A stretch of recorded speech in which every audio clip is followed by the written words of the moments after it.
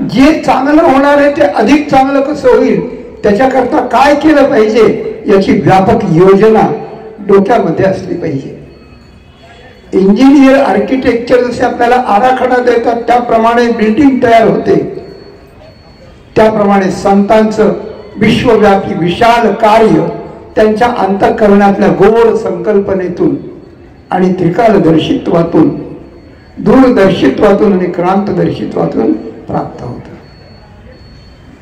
मनुष्य आयुष्यापुरतच पाहतो, मनुष्य तारुण्यापुरतच पाहतो, मनुष्य ज्या अवस्थेत आहे त्या व्यवस्थेपुरतच पाहतो. नाही, त्याची दृष्टी व्यापक झाली पाहिजे. समर्थांच्या सारखी व्यापक दृष्टी झाली पाहिजे. मोठे मोठे क्रांतदर्शी पण चुकतात. माझ्या माऊलींनं सांगितलेल्या ज्ञानेश्वरीमध्ये एकच वेळेला शब्द आलाय, एठ मोहलेगा क्रांतदर्शी, आणि मूळ शब्द गीतेतला आहे कवयोप्यत्र मोहिता, कवयः अपि अत्र मोहिता. कवी नाम ज्ञानी, कवी शब्दाचा अर्थ ज्ञानी आहे. मोठे मोठे ज्ञानी अपि सुद्धा या ठिकाणी मोहित झालेले आहेत. आणि असे उदाहरण द्यायला मला वेळ नाही. एकच उदाहरण फक्त त्या ठिकाणी देईन की दूरदर्शी आणि क्रांतदर्शी असतो तो समर्थ असतो. समर्थत्व आणि क्रांतदर्शित्व याचं समीकरण अशा प्रकारचं आहे. म्हणून समर्थ जे जे करी ते न हो नये चराचरी, तुम्ही संत तया परी बोलवा माते. ज्ञानोबा राय श्रोत्यांना ज्ञानेश्वरीच्या 10व्या अध्यायाच्या प्रस्तावनात विनंती करतात. समर्थ जे जे करी ते न हो नये चराचरी. समर्थ शब्दाची व्याख्या काय? जे चराचरी न ये, जे चराचरी न हो.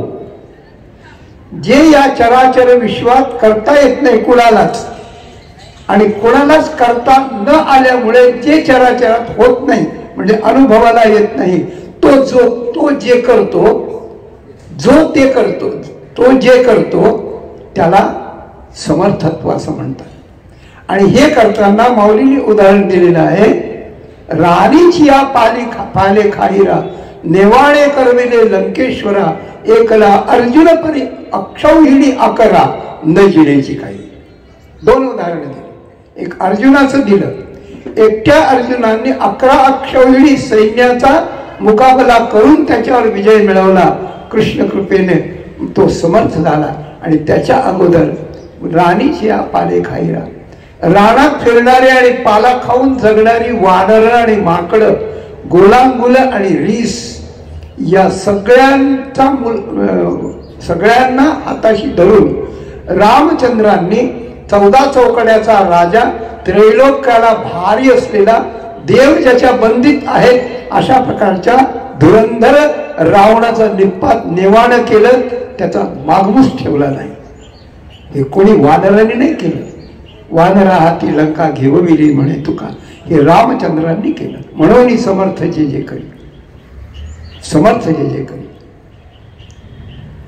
समर्थ स्वामी महाराजांच्या मुखातला नेहमीचा नारा आहे, जय जय रघुवीर समर्थ.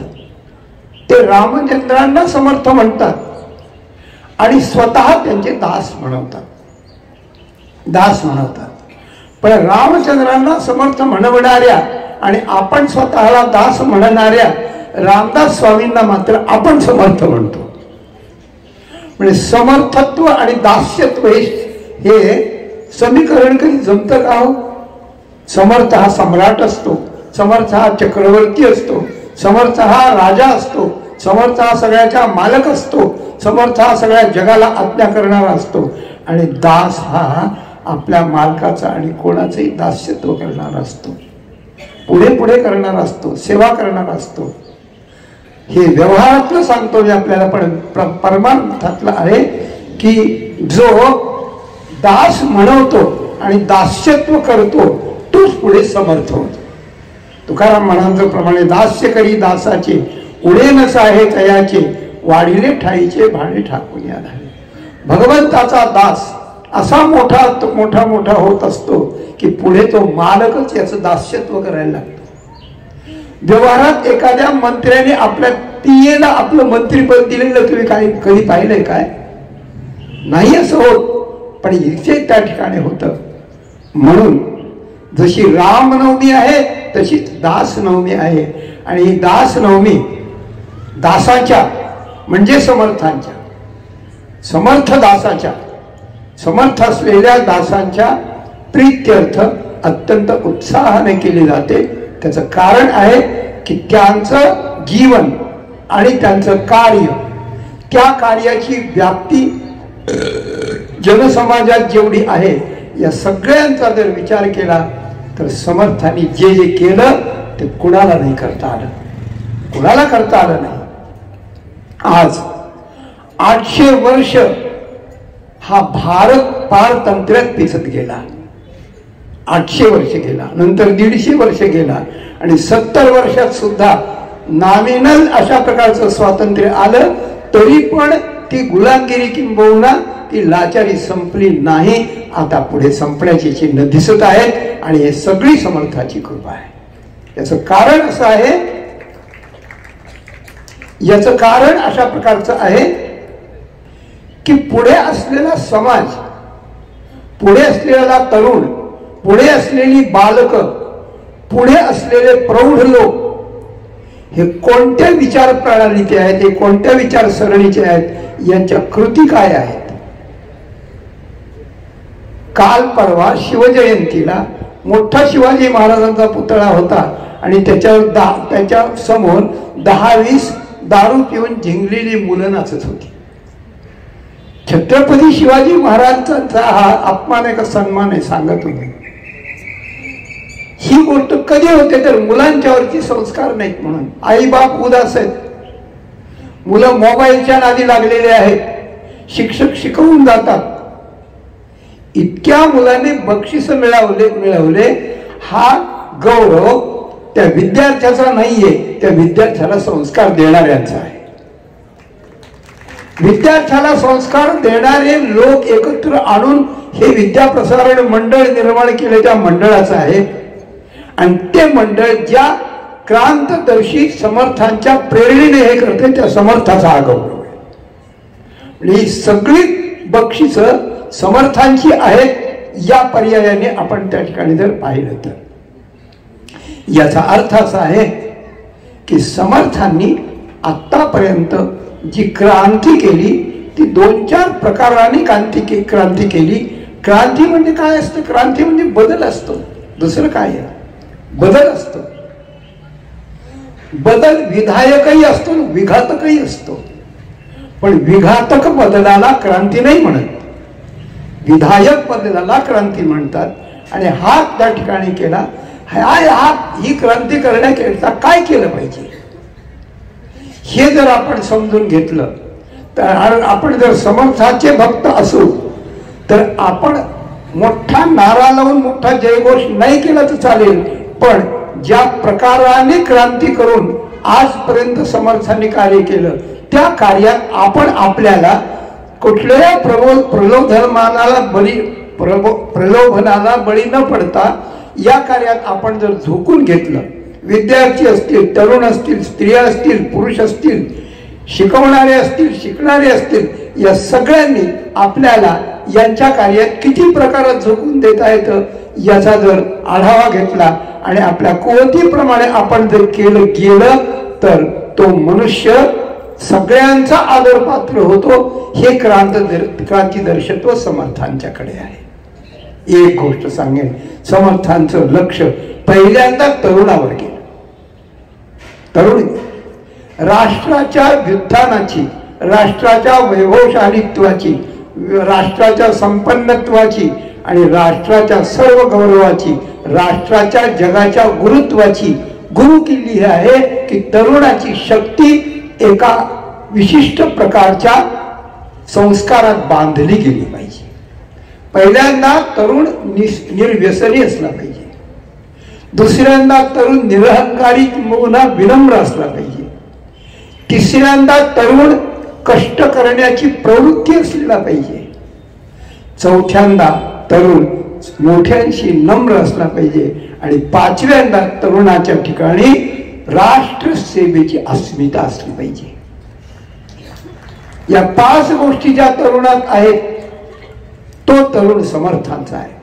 स्वामी विवेकानंद म्हणत होते की मला 1000 तरुण माझ्यासारखे द्या, मी या भारताचं चित्र पूर्ण बदलून आणि हा आदर्श भारत करून दाखवेल. ही गोष्ट आहे.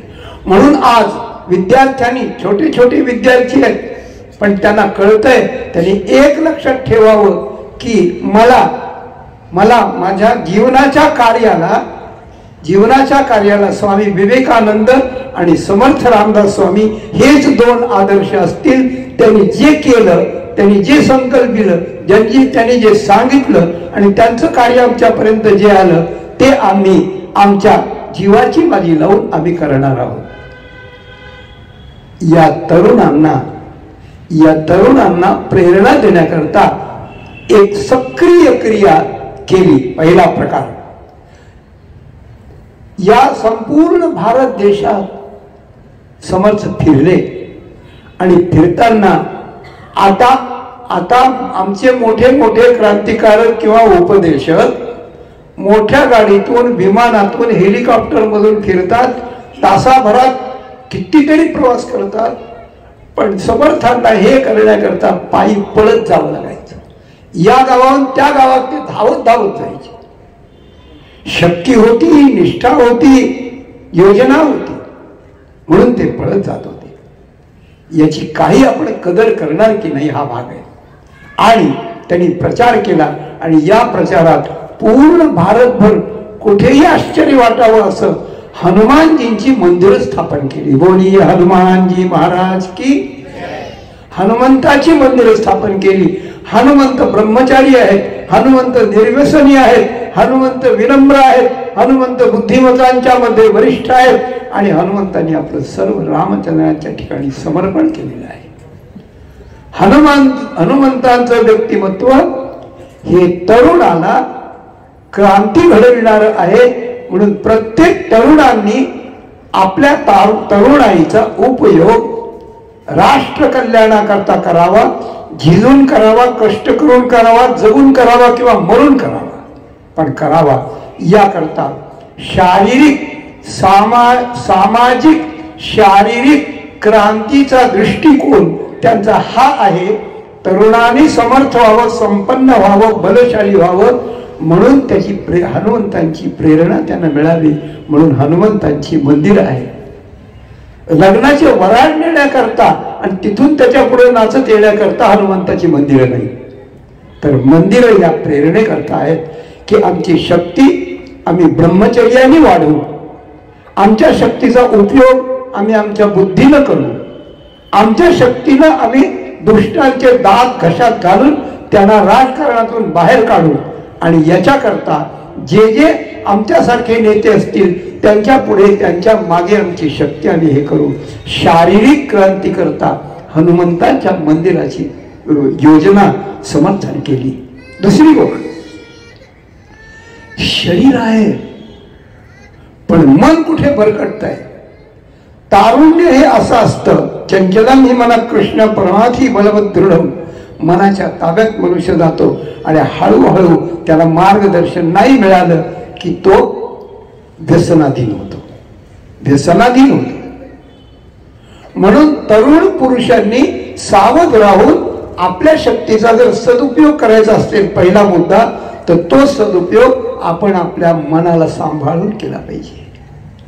मनाला सांभाळून केला पाहिजे. परद्रव्य मामाना समान मानलं पाहिजे, परस्त्री माते समान मानली पाहिजे. तुकाराम महाराज म्हणतात, दशा यौवन बाणली अंगी, पांगिला नोहे विषया संगी, काम क्रोध लोभ मोह त्यागी, राहे सत्संगी चुको नको. 4 मुद्दे, मी विस्तार नाही करत. म्हणून तरुणांनी एकाग्र बसून विचार करावा आणि आपल्या मनाला सांभाळावं. तरुणांनी आपल्या मनाला विचार करून योग्य होऊन आपल्या तरुणाईचा उपयोग राष्ट्र कल्याणाला जर करायचा असेल तर त्यांनी आपल्याच मनाला आपणच उपदेश केला पाहिजे. ती योग्यता सगळ्यांना नसते. म्हणून 200च्या वरती मनाचे श्लोक करून समर्थाने आपल्याच मनाला आपण उपदेश केला. ज्याप्रमाणे नाटकात माणूस स्वगत बोलतो त्याप्रमाणे म्हणा, सज्जना भक्तिपंथेची जावे, तरी श्रीहरी पाविजे तो स्वभावे. जनी निंदते सर्व सोडून द्यावे, जनी वंद्यते सर्व भावे करावे. सोप्या गोष्टी, सोपा सरळ आहे. मना सज्जना. गाढवाला सुद्धा गोपाळ शेठ म्हणावं लागतं. मनासारखं मूर्ख, मनासारखं दुष्ट एकही नाही. क्षमा मागून बोलतो, कोणीच नाही. पण मना सज्जना. आपण कोणालाही सज्जन म्हणलं की त्याला आपल्या पुरतं तरी सज्जन व्हावंच लागतं. ही गोष्ट आहे. हा, भक्तिपंथानं जावं, श्रीहरी पर्यंत जावं. आणि त्याच्याकरता सोपी गोष्ट, लोक ज्याची निंदा करतात ते सोडून द्यावं आणि लोक ज्याला वंदन करतात ते सर्व भावानं आपण आपल्या जीवनात स्वीकारावं. इतकी सोपी गोष्ट, इतका सोपा विषय कुठेही नाही. म्हणून प्रत्येक बालकाने आणि प्रत्येक तरुणांनी हे सगळे श्लोक पाठ केले पाहिजेत, क्रमानं म्हटले पाहिजेत आणि त्याचा अर्थ समजून घेतला पाहिजे आणि तो अर्थ आपल्या वागण्यात वापरला पाहिजे. 4 गोष्टी या 4. मी फक्त सूत्र सांगून जातो आहे. ह्या 4 गोष्टी आहेत. म्हणून मनाला उपदेश करून, मनाला लगाम घालून, मनाला शांत ठेवून एक वेळ अशी येते, आता कोठे धावे मन, तुझे चरण देखलिया, भाग गेला शीण गेला, अवघा झाला आनंद, आनंदमय जीवन बनत. मनाला उपदेश. पहिली गोष्ट हनुमंताची प्रेरणा, तारुण्याचं जतन आणि योग्य त्याचा वापर. दुसरा मुद्दा मनाला उपदेश, मनाला आकलन करणे आणि मनाला आपल्या वागण्याला प्रेरणा देण्याला लावणे. आपण दुसऱ्याच्या प्रेरणेने वागतो, आमच्या महाराजांच्या प्रेरणेने आपण वागतो, हे ठीक आहे. परंतु आपल्या मनावरती घेऊन आपणच आपल्या मनानं इंद्रियांना प्रेरणा देऊन आपण करू लागलो की आपल्याला आपलंच मन आपला गुरु होतो, आपलंच मन आपल्या गुरुचा शिष्य होतो आणि आपल्याला कुठेही न जाता आपल्याला हे करता येतं. पण एवढी योग्यता प्रत्येकात नसते. म्हणून तिसरा पॉइंट हा आहे की आपल्याला जर आपलं मन आवडत नसेल तर आपण देवाची प्रार्थना करावी. ती प्रार्थना करायला सुद्धा आपल्याला कोणीतरी पाहिजे. म्हणून आपली तरुणाई राष्ट्रकार्याकरता खर्च होण्यासाठी, त्याला प्रेरणा देणारं मन शांत आणि सक्षम होण्यासाठी त्या मनाला कोणीतरी अंकुश लावणारा मार्गदर्शक असावा लागतो. म्हणून समर्थांनी जीवाचं रान रात्रीचा दिवस हे करून ठिकठिकाणी निरनिराळ्या प्रकारचे मठ स्थापन केले. मठाची स्थापना हे मार्गदर्शक निर्माण करण्याची योजना आहे. हे मार्गदर्शक मनाला झालं की मन आकळू शकेल, मन आकळलं की योग्य प्रेरणा देईल, योग्य प्रेरणा दिली की आपलं तारुण्य योग्य उपयोगाला येईल आणि समर्थ राष्ट्र उभं राहील. मन एक गोष्ट आहे. चौथी गोष्ट सांगतो आणि थांबतो. चौथी गोष्ट आहे बौद्धिक क्रांतिदर्शित्व, ज्याच्यात आहे एक शारीरिक क्रांतिदर्शत्व, एक मानसिक क्रांतिदर्शत्व. शारीरिक तरुणाईचा उपयोग, मानसिक मनाला उपदेश करून त्याला शांत करणे आणि मार्गदर्शन घेणे आणि याच्या पलीकडे परमार्थाच्या साठी. समर्थ हे परमार्थाचा उपदेश करतात, पण अगोदर व्यवहाराच्या नीतिमत्तेची पार्श्वभूमी तयार करून मग हा उपदेश करतात. आणि ज्याला आपल्या बुद्धीचा बोध बनवायचा आहे त्याच्याकरता दासबोधाची निर्मिती स्वामीजींनी अशा प्रकारची केली. सोप्या शब्दापासून अवघड सिद्धांतापर्यंत सर्व प्रकारच्या धर्मात, सनातन धर्माच्या त्या ठिकाणी हे करीत अशा प्रकारची केली.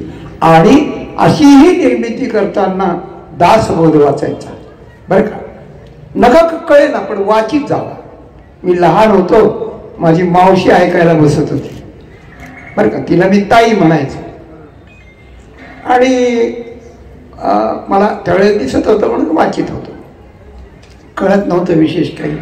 आणि ती एकाग्रपणे ऐकायला बसत होती.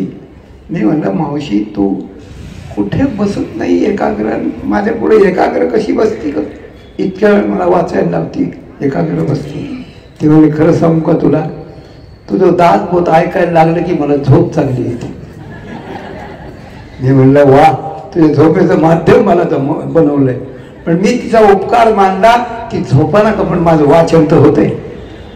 सकारात्मक बघायचं झालं तर अशी गोष्ट.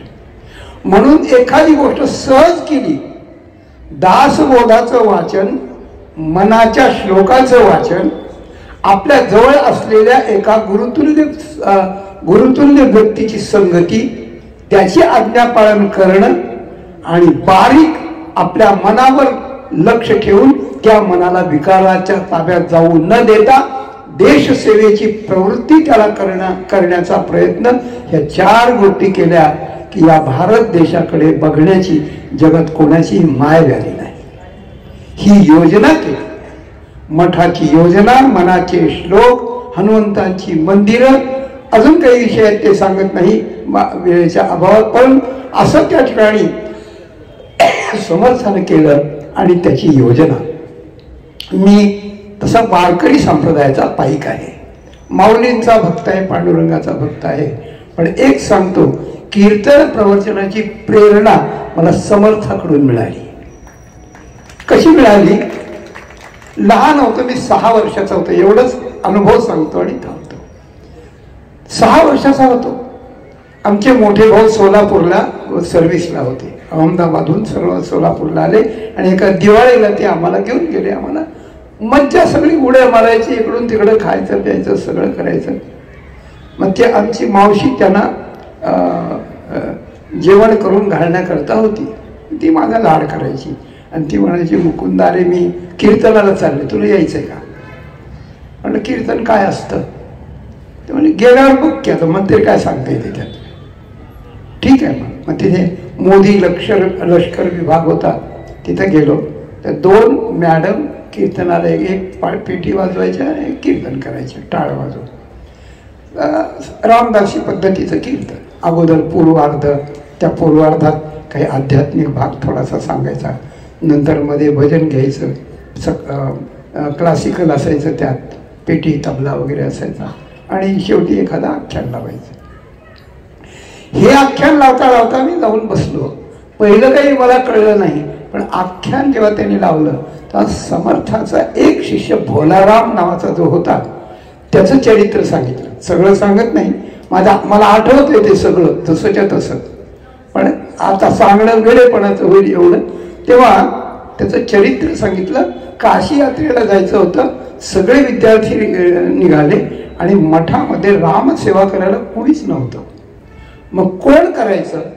तर हा भोळा राम नावाचा विद्यार्थी होता, भोळा होता. त्याला वेळसर समजून सगळ्यांनी सांगितलं, याला ठेवा, याला ठेवा, याला ठेवा. आता स्वामीने आज्ञा केल्यावर राहिला. भोळा म्हणजे वेडा नाही, आणि शहाणा, हुशार म्हणजे शहाणा नाही. जगातली हुशार माणसं बहुधा लबाड असतात आणि जगातली भोळी माणसं सदा वेडसर असतात. परमार्थातला भोळा माणूस म्हणजे सरळ स्वभावाचा असतो. त्याला समजतं पण तो विरोध करीत नाही. त्याला सांगितलं तू राहा, आणि जाताना सांगितलं राम ललाला, सीतारामाला सगळ्यांना जीव घालीचा रोज बरं बाळा, त्याशिवाय तू जेवायचं, त्यानं जीव घातल्याशिवाय, असं बोलून गेले आणि निघून गेले. पहिल्या दिवशी आला, भिक्षा मागून आणली, नैवेद्य समोर समर्पण केला आणि म्हणला रामा, सीतामाई जेवा, माझ्या गुरुंनी जीव घालायला सांगितलं. अहो जेवा ना, 2दा सांगितलं, 3दा तुम्हाला काय एवढा मान लागलाय? मी बारीक लेकरू आहे, वास्तविक मी जेवायला पाहिजे, पण गुरूंच्या आज्ञेने मी तुम्हाला सांगतोय. विनवणी केली तासभर आणि सांगितलं तुम्ही जर उपाशी राहिले तर मी जेवणार नाही, मी जेवणार नाही तर तुम्ही काय, तुमचं काही होणार नाही, पण मी जगणार नाही. आणि तुम्हाला जीव न घालता मी जेवलो तर स्वामी काय म्हणतील? काही नाही, मी तुमच्या पुढे डोकं आपटतो. त्या मॅडम चांगल्या गोड बोलत होत्या, चांगलं सांगत होत्या. शेवटी डोकं आपटायला तो धावत धावत गेला आणि आश्चर्य घडलं, रामचंद्रांनी त्याचं डोकं आपल्या हातात घेतलं. तुम्ही जेवा, तुम्ही जेवा, तुम्ही जेवा. शेवटी जेवायला सोडत नाही, यांना जेवायला लावा, त्यांना जेवायला लावा. आणि रोज भोला रामाच्या हातानं राम जीव लागले. बरेच दिवस झाल्यावर एक दिवस म्हणतो तो की तुम्हाला काही कळतं का नाही हो, मी एकटा भिक्षा मागून आणतो, एकटा झाडून काढतो, सगळं करून तुम्ही नुसतं पस्तान खाता, काही मला मदत करणार की नाही. रामाला म्हणलं की या तुमच्या मिसेस आहेत, तुमच्या मॅडम आहेत, याला स्वयंपाक करता येत असेल ना हो, मी कोरडा शिदा आणून देत जाईन, यांनी स्वयंपाक करावा. रामा तुम्ही मात्र काही नाही करायचं, तुम्ही काही करायचं नाही. आणि हा तुमच्या पुढे हात जोडून बसलेला धडधाकट बाबा आहे, हा काय करतो, यांनी मला मदत करायची, यांनी बाहेरून आणायचं, हे आणायचं, काड्या आणायच्या, सरपण आणायचं, सगळं करायचं. आणि सगळं त्याला कामाला लावलं. आणि कामाला लावल्यानंतर एके दिवशी त्यांनी केलेली, सीतामाईंनी केलेली खीर त्याला इतकी आवडली, इतकी आवडली, इतकी आवडली, तो रडायला लागला. म्हणजे का बाबा रडतो, म्हणजे नाही माझ्या गुरुजींना ही खीर खाऊ घालायची, त्याच्याशिवाय मी जेवणार नाही. अरे ती कुठे आहे, तू कुठे आहे. मग म्हणले सोय आहे तुमच्याकडे, तुमच्याकडे वाहन आहे, गाडी आहे तुमच्याकडे चांगली. काय गाडी, म्हणजे हे काय हनुमान राय आहेत, यांनी तुम्ही म्हणताना रामायणात सांगितलं यांनी द्रोणागिरी आणलाय, मग मला तिथे न्यायला काय हरकत आहे, मला घेऊन टाक, एवढी खीर खातील स्वामी, मग येईल, मग मी तुम्हाला त्रास देणार नाही. शेवटी त्याने सांगितलं बस बाबा खाद्यावर माझ्या, पण जर तू कोणाला सांगितलं तिथं की मला हनुमानजी घेऊन आले, ते पाठी बुक्का घालीन तुझ्या चांगला, तुला ठेवणार नाही शिल्लक मी. ते म्हणजे कोणाला नाही सांगणार, पण स्वामीला सांगितल्याशिवाय कसं होईल. आणि शेवटी सांगायचं की स्वामींना हनुमंताचं दर्शन त्यावेळेला या भोळा रामाने घडवलंय. ही कथा मी ऐकली, कथेचा खोल परिणाम झाला. आणि मी म्हटलं आपल्याला असं होता येईल का नाही, नाही सांगता येत, पण असं कीर्तन तरी आपल्याला करता आलं पाहिजे. आपल्या जीवनात आपण कीर्तनाशिवाय दुसरं काहीच करायचं नाही. मग विचार आला की आपली पेटी तबला वाजतो हे कोण, मोठं झाल्यावर चट मिळेल, पण आधी नुसतं सुरू करायचं, नुसतं सुरू करायचं. पण या मध्ये मध्ये काय म्हणतात काव्य श्लोक, ते आपल्याला येत नाही, ते आपल्याला येत नाही. मग ते आपल्याला शिकवून देणारा राम कोणीतरी पाठवेल, अशा प्रकारची प्रेरणा त्या ठिकाणी झाली. आणि कीर्तनाची आवडून प्रत्येक कीर्तनाला आवडीनं जाऊ लागण्याचा प्रकार घडला. याचा अर्थ इतकाच आहे की लहानपणी मनुष्याला चॉकलेट आवडत असेल, सगळं आवडत असेल विद्यार्थ्यांना, पण सगळ्याच्या पेक्षा एक आवड अशा प्रकारची पाहिजे की कथेची आवड, कीर्तनाची आवड आपल्याला लागली पाहिजे, ती आपण लावली पाहिजे, ती पालकाने लावली पाहिजे, ती शाळेनं लावली पाहिजे. आणि अशा प्रकारचे समर्थांच्या वचनांनी, तुकाराम महाराजांच्या वचनांनी युक्त असलेली अभंग संहिता ही शिक्षण क्षेत्रात, शालेय क्षेत्रात आली पाहिजे. आणि याचा जर छंद अशा प्रकारचा लागला तर त्याचा अर्थ वाचता वाचता, त्याचं अनुकरण करता करता सगळ्यांना ही प्रेरणा अशा प्रकारची होईल. सांगण्याचं तात्पर्य असं, या चार प्रकार आपली क्रांतदृष्टी समर्थांनी तारुण्य, मनाचा संयम, मोठ्यांचं मार्गदर्शन आणि नम्रता आणि बुद्धीमध्ये भगवंताच्या मूळ स्वरूपाचा बोध, बुद्धी, मन, इंद्रिये आणि शरीर तरुण, ह्या सगळ्यांच्या वरती या चार प्रकाराने संस्कार समाजावर व्हावेत. आणि सगळा समाज सुसंस्कृत, सुशिक्षित, बलशाली, नेतृत्ववान, बुद्धिमान आणि निर्णय घेण्यात सक्षम असलेला तयार व्हावा. हे त्यांनी अशा प्रकारचं केलं.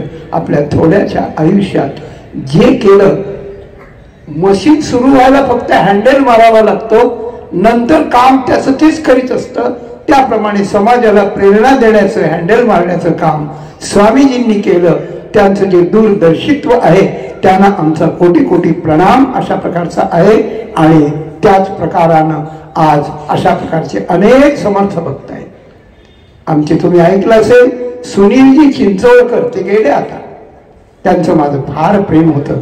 स्वामीजींच्या सान्निध्यात ते होते. स्वामीजींची रामकथा त्यांनी जशीची तशी लिहून काढली. अशा प्रकारचं एक व्यक्तिमत्व होतं. अशी व्यक्तिमत्व तयार होते की व्हावी, यांची संख्या वाढत जावी आणि ज्या दुष्टाच्या बुडाला औरंग्या पाती, दुष्ट संहार जाहला, उदंड झाले पाणी स्नान संध्या करावया. दुष्टांचा संहार करण्याकरता आता शस्त्र हातात घ्यायची गरज नाही. आता एकत्रीकरण करून त्या दृष्टीनं आपलं काम करण्याचं मोठे जे सांगतील त्याप्रमाणे आहे. याच्याकरता तरुण पुढे आला पाहिजे, विद्यार्थी पुढे आला पाहिजे, महिला पुढे आल्या पाहिजेत आणि आपल्या कुवतीनं आपलं कार्य आपण करीत करीत या ठिकाणी आपण या यशस्वीतेला जावं. हेच काम ही विद्याप्रसारण मंडळ नावाची संस्था करते आहे. या संस्थेला उदंड आयुष्य मिळावं. 56 वर्ष जर झाली असतील तर 560 वर्ष व्हावी, 5600 वर्ष व्हावी आणि या संस्थेचं कार्य, समर्थाची प्रेरणा, विद्यार्थ्याचं आगमन आणि बक्षीसपात्र विद्यार्थी ठरून हे संपूर्ण विश्व राम नामाने दुमदुमून परस्परावर प्रेम करून माऊलीचं सगळं पसायदान आपल्या जीवनात सिद्ध करून किंबहुना सर्व सुखी पूर्ण होऊनी तिही लोकी भजिजो आदि पुरुषी अखंडित पुंडलिक वरदा हरी विठ्ठल श्री ज्ञानदेव तुकाराम. जय जय रघुवीर समर्थ.